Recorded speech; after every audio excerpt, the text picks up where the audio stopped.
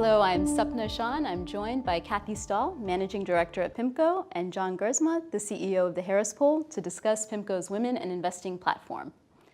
As part of our broader commitment to diversity, we seek to accomplish our broader gender equality objectives through our Women and Investing platform. This platform has 3 pillars. One is Women in Investing, which entails doing our part to develop the pipeline of talent within investment and in leadership roles within our firm and the asset management industry.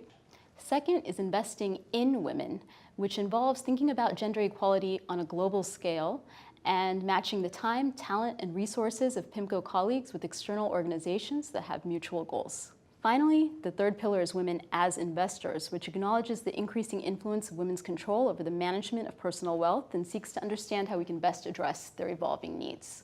On this last point, we've partnered with John and the Harris Poll to conduct proprietary research on trends and opportunities as they relate to women as investors. So my first question is for you, John. In the context of the research you've done over many years, you evaluated how societal change can impact many industries.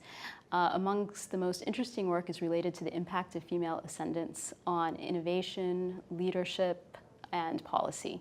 Can you tell us a little bit more about that research? Sure, Sapna. I'm really excited to share it because what we've seen over the last several years has been the rise of feminine values in leadership and innovation in business. And we got there through a lot of the research that I did with my co-author, Michael D'Antonio, where we looked at a very large set of data, over 64,000 people.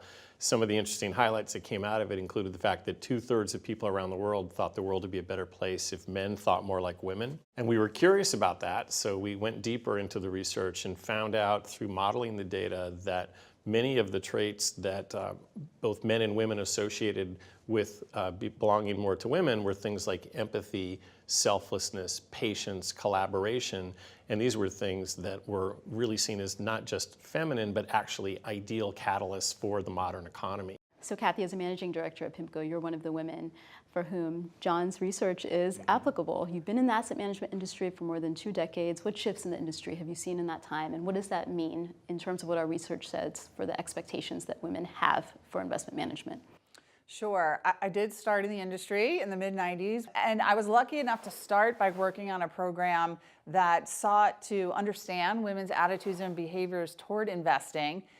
We were very much geared toward getting women's attention. We were using demographic factors to compel them to pay more attention to investing, to like investing, to engage when it came to planning for their long-term financial security.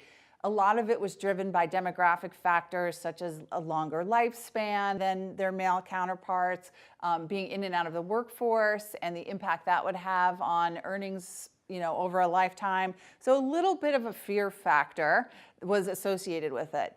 Fast forward 2 decades, I do think that the industry has come a long way, but as the PIMCO research reveals, we still have work to do. More than half of the women surveyed said that they don't feel the financial industry is geared toward meeting their lifestyle or their realities. That means there's a disconnect between this group that's ready to be served and our industry. And I think it's really important, and certainly the industry is paying more attention and should pay more attention, because John talked about the currency. Well, women control more than half of the wealth of the United States and 30% of global wealth.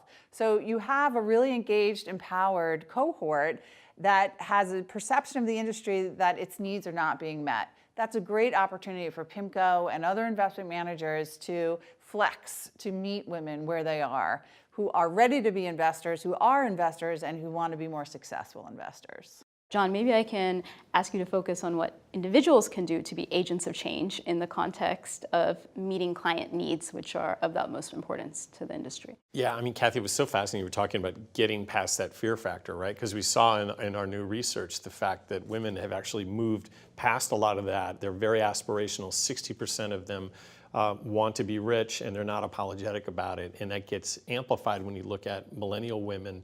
In our data, again, 1/3 of whom had expectations that their income would grow by 40% over the next 5 years. But with that comes sort of a different way of talking about wealth. And I think our data shows us that from the PIMCO study that wealth is a multidimensional term. It's not just paper and assets and investments. It's actually today's happiness, it's relationships, it's accomplishment, it's goals and aspirations, it's health and wellness. That was an overriding dominant theme in our data. Absolutely.